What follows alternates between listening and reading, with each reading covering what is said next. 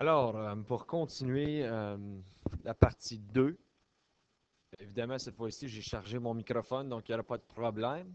Nous allons continuer avec la droite dans l'espace tridimensionnel, OK? Parce que ce que je vous disais, c'est que, et puis comme on a mentionné en classe, OK, ça fait une droite, des vecteurs, bravo, tapons des mains, c'est excellent, c'est super impressionnant, mais pourquoi je ne fais pas juste utiliser AX plus BY plus C, c'est beaucoup plus facile. Puis je suis en accord avec vous autres. Par contre, on ne peut pas tracer une droite dans l'espace tridimensionnel mathématiquement avec cette équation-là. Cette équation-là va tracer un plan dans l'espace tridimensionnel que vous allez voir dans la prochaine leçon. Donc, on doit absolument utiliser des vecteurs pour tracer notre droite. Alors ici, si je vous donne comme exemple, c'est encore une fois ce que j'appelle du blabla mathématique. S'il y a une droite qui passe par un point P0, dont le vecteur position est R0. R0, c'est un point, le vecteur d'un point qu'on connaît déjà. Comme tantôt, X, Y, Z maintenant, c'est tout ce qui a changé. Okay? On a encore le vecteur directeur qui est M, qui va être parallèle, mais qui va partir de l'origine. Donc ça fait R est égal à R0 plus Tm, qui est encore pareil, sauf qu'on a la composante Z qui se fait ajouter aussi aux équations paramétriques, mais tout ce qu'il fait, c'est qu'il utilise le Z0 et le M3. Donc ça ne change pas vraiment ce qu'on fait. Okay? Tout ce que ça va changer, c'est qu'on a un coordonné de plus. Donc si je te demande si j'ai une droite qui passe par les points A et B, je veux que tu m'écrives une équation vectorielle de cette droite. Encore une fois, c'est assez facile. Ce que je vous suggère, c'est d'écrire votre équation en premier. Donc, tu vas avoir x0, y0, z0, plus t fois m1, m2, m3. OK. Le premier, évidemment, on va être capable de le trouver sans aucun problème. Ceci, c'est le x0, y0 ici. Il est un des deux points. C'est un point que je connais. Donc, tu peux user soit A ou B. On va user A dans ce cas-ci. C'est le M qu'on doit trouver. Le M est un vecteur parallèle à la droite. OK? On sait que n'importe quand j'ai un vecteur qui a des parenthèses carrées, c'est un vecteur qui part de l'origine. Donc, en principe, si je fais le vecteur qui rejoint ces deux points-là, OK? Si je fais le vecteur qui rejoint ces deux points-là, si je fais le vecteur qui est la même chose que la droite, sauf vers les parenthèses carrées, ça va être un vecteur qui part de l'origine, qui est exactement la même chose que ma droite, sauf qu'il part de l'origine. Donc, pour trouver mon m, je vais faire que le vecteur m est égal à le vecteur AB, ce qui va être égal à 3 moins 2, 6 moins négatif 1 et moins 4 moins 5. Ceci me donne 1, 7 et négatif 9 comme vecteur pour m. Donc, dans ce cas ici, pour avoir mon équation vectorielle, je vais avoir que x, y, z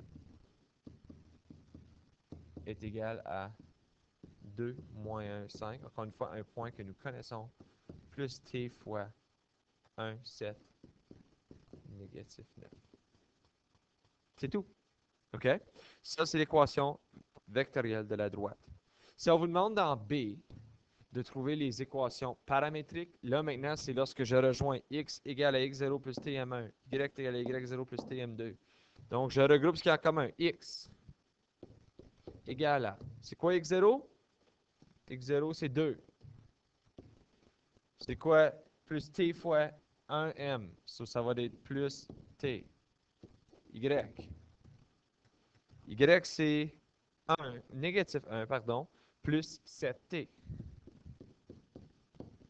Et finalement, z sera égal à 5 moins 9t. Voilà mes équations paramétriques. Et dernièrement, la question C.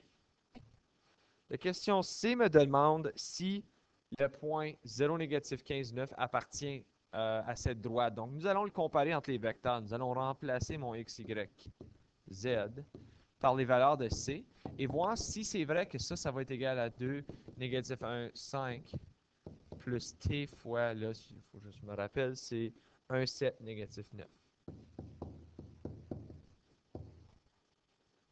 Afin de savoir si ça c'est vrai, on peut les diviser dans leur équation paramétrique. Donc, je peux dire que 0 doit être égal à 2 plus t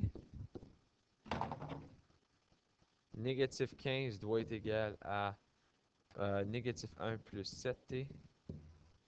Et je devrais avoir que 9 est égal à 5 moins 9t. OK.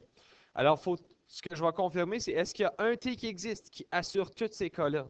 OK. Donc, pour trouver le t, c'est pas vraiment difficile. Moins 2, moins 2. Donc, négatif 2 égale à t. OK, ça doit être le même t à chaque étape. Donc, nous allons l'essayer ici. Plus 1. Plus 1, ça me donne négatif 14 est égal à 7t. OK? Si je divise ça par 7, divise ça par 7, j'ai moins 2 qui est égal à t. OK. Ça commence à de là, ben, tu sais quoi? Il confirme que l'y est pareil. Le x est pareil comme le y. Donc, les deux, le t, ils partagent. Mais là, il faut confirmer que ça fonctionne aussi ici. Sur moins 5, pardon, pas moins 4. Je vais avoir 4 est égal à négatif 9t. Divise ça par négatif 9, divise ça par négatif 9. Donc, j'ai négatif 4 neuvièmes qui est égal à t. Donc, est-ce que le t confirme? Non, parce que ça, ce n'est pas égal à ça. Donc, non, le point n'appartient pas à cette droite. OK. Donc là, maintenant, mon microphone est chargé. Tout le monde a plein d'énergie. Voici le devoir que je vous demande de compléter. Si jamais vous avez des questions, n'hésitez pas de m'envoyer un courriel.